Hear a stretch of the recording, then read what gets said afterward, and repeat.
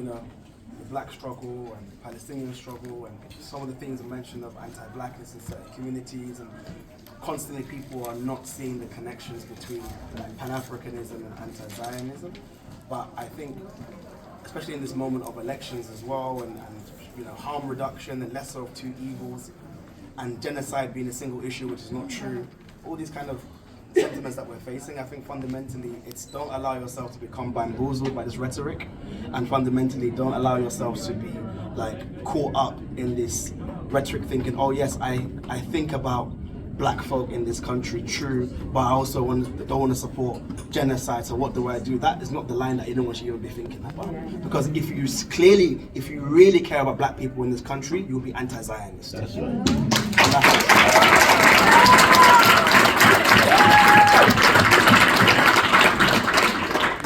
How you follow that? I think I want to thank the National NSJP for inviting me to be part of this discussion. Admittedly, myself, even in the context of like study and what does this mean to learn more, my first introduction to this Palestinian struggle was in 2018. And since then, I have been very much committed. My first sort of, I guess, merch that said "Free Palestine" on it. I wore it to Johns Hopkins when my son was having surgery, and it was a man there who was almost like his eyes were watering. He was like, "Thank you so much, because I've never seen anyone support my country, my homeland. I can't even go back." So that has made me committed. I have a son named Zion who would tell you that Zionism is bad, but Zion is good. So I'm very much committed to this, and I think watching the students, Rafiki has said this many times, but I do think it's really important that you all understand yourselves as the tip of the spear of this revolutionary process. Because what the encampments have done, what this last year has done, is really cracked a door open that cannot be shut again.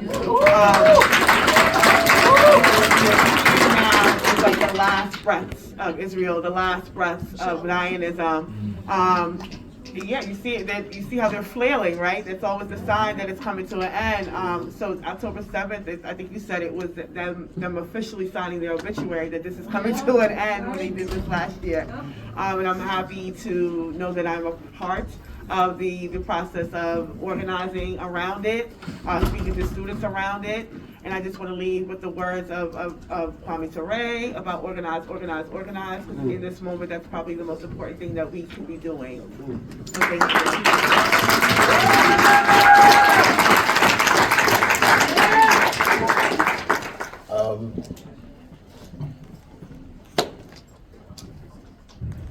1978, my party issued a two-word slogan: "Smash Zionism."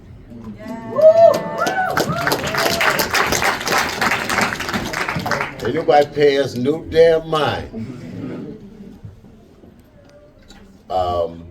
And we've engaged in a number of attempts to organize people into an anti-Zionist coalition. We organized a worldwide anti-Zionist front, which the Zionists destroyed, working with our comrade and our brother Muammar Gaddafi before they assassinated him. We organized an African anti-Zionist front, which the Democratic Party destroyed. And it's been over 50 years now, right? And now, Smash Zionism is the historically determined mission of this generation of Palestinian youth. We've come a long ways in this 50 years. I have learned so much, and I have taught my comrades so much, and we have learned so much together in this struggle with the Palestinian youth. And the students and the youth of Palestine have given us energy to continue to struggle and fight. I've cautioned many people, it is not your job to organize African people. It's not your job to get Africans to support your struggle. It's not your job to convince these liberals that you are right and they are wrong. Your job is to smash Zionism. Yes.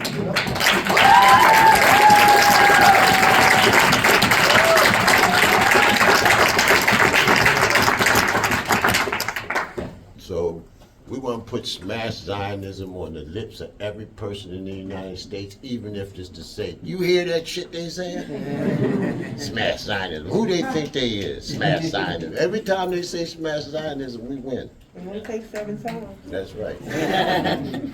So some of y'all weren't here yesterday, and you didn't experience my psychological penetration experiment. I read somewhere, I don't even know where I read it, that in order for something to go past your conscious mind and to seep into your subconscious, you have to experience it in an intense internal way 7 times, right?